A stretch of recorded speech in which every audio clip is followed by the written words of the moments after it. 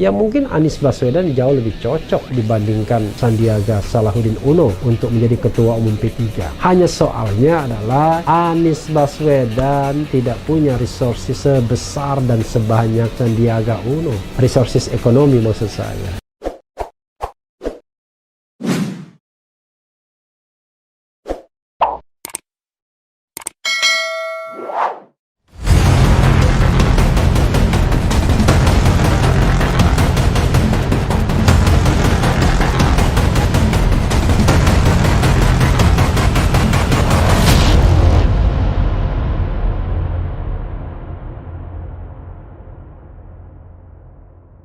Assalamualaikum warahmatullahi wabarakatuh, Sobat RH sekalian.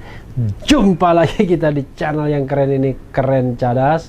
Kali ini saya mencoba outdoor malam hari ya, biar suasananya berbeda walaupun cuma di luar pintu tempat biasa mengambil video dan juga editing video. Tapi kali ini ada berita yang menarik yang berkembang, yaitu soal Partai Persatuan Pembangunan yang mau melamar Sandiaga Salahuddin Uno sebagai Ketua Umum P3.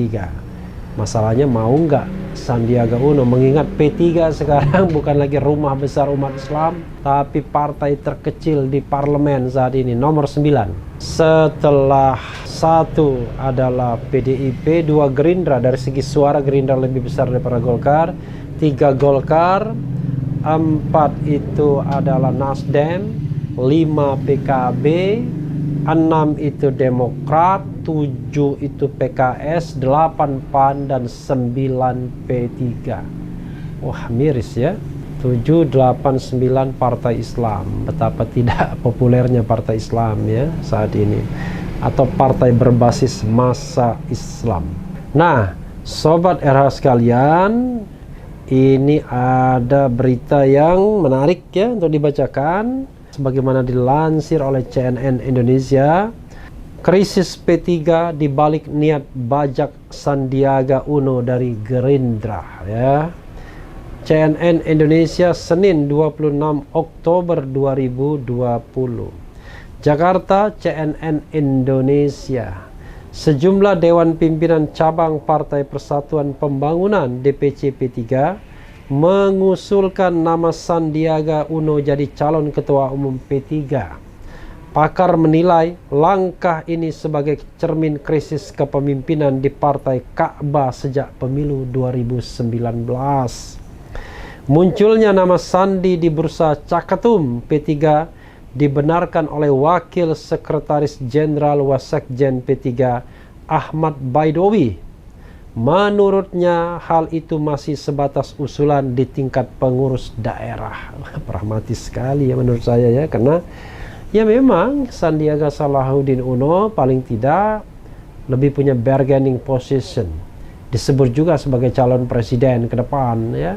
Disebut juga dalam bursa, dalam survei dan lain sebagainya. Dan yang penting adalah uangnya juga banyak ya. Baidowi bilang memang ADART P3 mewajibkan Caketum menjadi pengurus tingkat pusat atau daerah selama 1 periode. Namun Baidowi mengatakan aturan itu sangat mungkin diubah dalam muktamar mendatang ya. Kelihatannya susahnya memang aturan itu untuk mengatur manusia, bukan aturan disesuaikan dengan manusianya ya, tapi politik itu kepentingan ya. Saat ini P3 tak punya ketua umum definitif. Suharso Monoarfa masih berstatus pelaksana tugas PLT sejak Muhammad Romahur Muzi terseret kasus korupsi jabatan Kementerian Agama. Sayang sekali Romahur Muzi ya, orangnya masih muda, prospeknya jelas ya dalam politik Indonesia, mendapatkan kehormatan, tapi akhirnya terjerembab dan terjebak juga. Ya bisa juga dijebak, tapi soalnya adalah perilakunya benar ya, perkara kemudian terpilih dalam tanda kutip, ya itulah soal politik yang kadang-kadang kejam ya. Selain nama Soeharto, P3 nyaris tak punya kader kaliber nasional yang mumpuni. Nama-nama seperti Arsul Sani, Ahmad Baidowi, dan Zainud Tauhid tak pernah masuk jajaran calon presiden potensial 2024. Nah ini yang penting ya. Karena kalau tidak ada tokoh yang kuat, bagaimana bisa mendongkrak popularitas partai politik? Walaupun dalam konteks ini Nasdem tidak punya juga, tapi Nasdem kuat secara finansial, ya, ada dukungan media massa pula, kedekatan Surya Paloh dengan Presiden Jokowi dan lain sebagainya. Popularitas dan elektabilitas Partai Ka'bah juga merosot seiring waktu berjalan. Pada pemilu 2019, P3 jadi partai paling kecil yang lolos ke parlemen. Suara mereka hanya 4,52%, tipis di atas ambang batas parlemen. Hampir tidak lolos, Sobat RH sekalian ya. Ini tidak sampai 1% daripada ambang batas yang 4%. Ya. Suara mereka hanya 4,52%, tipis di atas ambang batas parlemen. Sementara itu, nama Sandiaga mulai dikenal luas sejak 2017. Saat itu ia memenangkan Pilkada DKI Jakarta bersama Anies Baswedan. Sandi pun menjabat Wakil Gubernur DKI Jakarta. Popularitas Sandi kian meroket setelah memutuskan maju di Pilpres 2019. Ia mencalonkan diri sebagai wakil presiden mendampingi capres dari Partai Gerindra Prabowo Subianto. Meski gagal dalam Pilpres tahun lalu, nama Sandi masih sering muncul di tingkat nasional. Dalam sejumlah survei, elektabilitas Sandiaga masih bersaing dengan beberapa nama top seperti Prabowo Subianto, Ganjar Pranowo, Anies Baswedan, dan Ridwan Kamil. Ya, bisa dibilang itulah 4 besar ya yang mapan. Kemarin rilis indikator politik, Ganjar nomor 1, dilanjutkan dengan Prabowo Subianto, Anies Baswedan, Ridwan Kamil, Sandiaga Uno, kurang lebih demikian. Dalam survei Cyrus Network pada Januari 2020, Sandiaga punya elektabilitas 18,8%. Hanya kalah dari Prabowo. Ia juga tercatat punya popularitas 27,3%.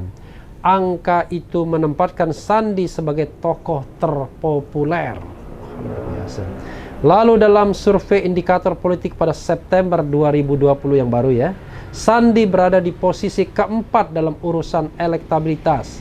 Ia tercatat punya elektabilitas 8,8%. Pengamat politik Universitas Al-Azhar Indonesia Ujang Komarudin menilai ada 2 krisis di balik niatan P3 membajak Sandiaga Uno dari Partai Gerindra. Pertama, P3 mengalami krisis kepemimpinan sejak Roma Hurmuzi dicokok KPK. Kepercayaan publik pun runtuh. Beruntung P3 mendapat cipratan suara dari mendukung Jokowi Ma'ruf. Cuma cipratan ya, bukan limpahan. Kalau cipratan kecil ya. Krisis kedua adalah masalah keuangan. P3 dinilai kesulitan secara finansial setelah hanya memperoleh suara pas-pasan di 2019. Selain itu tak ada tokoh super tajir di Partai Ka'bah. Luar biasa ya. Krisis leadership itu berimbas pada elektabilitas. Saya analisa wajar jika ada DPC-DPC yang usulkan nama selain kader P3. Mengapa Sandiaga Uno? Dia kuat secara finansial, itu penting dalam politik, kata Ujang kepada cnnindonesia.com Senin 26 Oktober.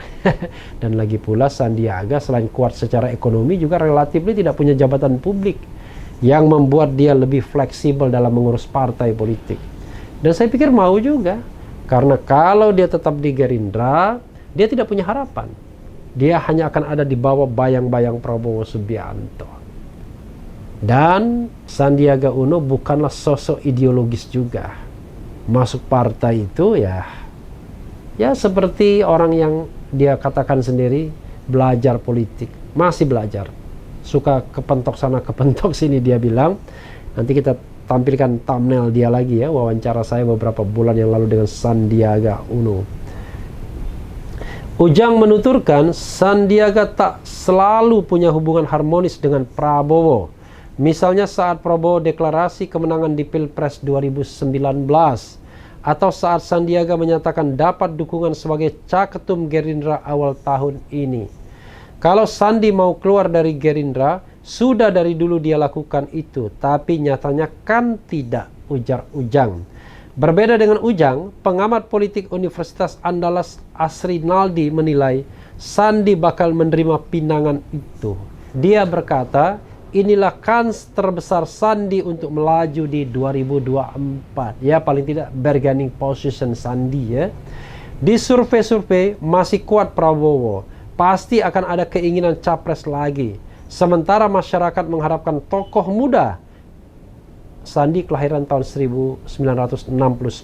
Tahun ini 51 tahun ya. Peluang itu ada di Sandiaga kalau dia keluar dari Gerindra, ucap Asrinaldi kepada cnnindonesia.com. Rocky Gerung mengatakan no laga no Sandiaga, no Sandiaga no laga ya untuk 2024. Meski begitu, Asrinaldi menilai jalan Sandiaga tak akan mulus. Ia memprediksi akan ada resistensi dari internal P3 terhadap kehadiran Sandi.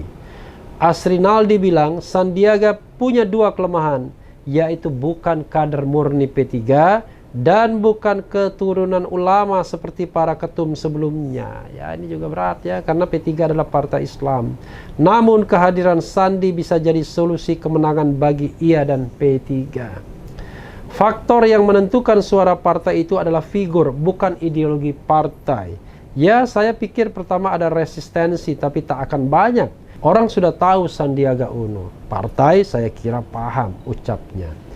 Menanggapi soal krisis P3, Wasekjen P3 Ahmad Baidowi menepis anggapan tersebut. Menurutnya, mencuatnya nama Sandiaga sebagai calon ketua umum masih sebatas wacana. Kalau dibilang enggak ada kader, ya enggak. Uang kita kader banyak katanya. Ya kader banyak memang, tapi kader yang bisa bersaing di pentas nasional sebagai katakanlah calon 2024 kan belum ada. Kader yang ada tanggung ya, Ahmad Baidowi sendiri, Arsul Sani sendiri ya, masih menjadi kader yang belum disebut dalam bursa capres. Karena untuk disebut dalam bursa capres itu memang sepertinya quote unquote harus ada apa ya, darah biru, keberuntungan, imajinasi, performance, apa saja kita sebut ya. Makanya orang seperti Ganjar Pranowo yang menarik publik karena dia pintar memainkan psikologi massa, media dan lain sebagainya juga, termasuk Anies Baswedan misalnya. Prabowo Subianto memang sudah lama, Sandiaga Uno di situ juga, Ridwan Kamil di situ juga. For the time being, 5 sosok inilah yang akan bertarung di racing 2024 kalau hitungannya hari ini.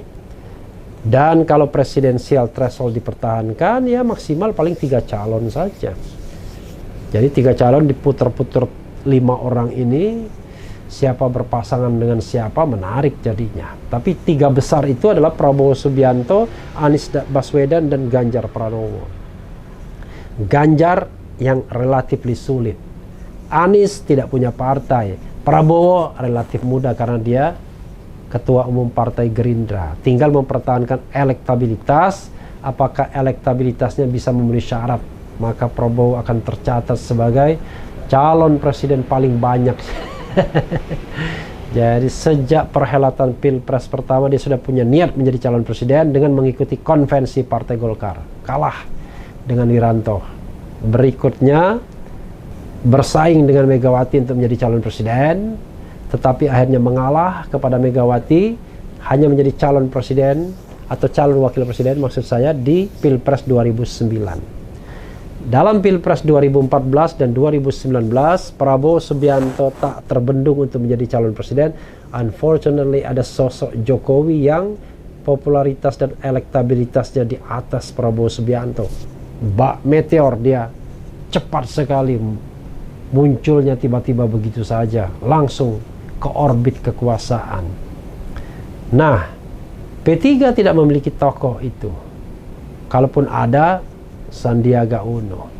Sebenarnya kalau dilihat dalam spektrum kekananannya dan tanda kutip kekananannya, ya mungkin Anies Baswedan jauh lebih cocok dibandingkan Sandiaga Salahuddin Uno untuk menjadi ketua umum P3. Hanya soalnya adalah Anies Baswedan tidak punya resources sebesar dan sebanyak Sandiaga Uno. Resources ekonomi maksud saya. Padahal seorang ketua umum ya tidak boleh cekak kantongnya. Kita lihat Prabowo Subianto, Surya Paloh, ya, termasuk Megawati Soekarno Putri, tapi agak berbeda kalau PDIP, karena itu adalah partai lama. Termasuk juga misalnya Erlangga Hartarto. Itu semua adalah pengusaha-pengusaha yang uangnya banyak untuk menjadi size di dalam sebuah partai dan membesarkan partai tersebut. Seperti Nasdem misalnya, dengan 2 perhelatan pemilu sudah bisa merangsek ke urutan keempat.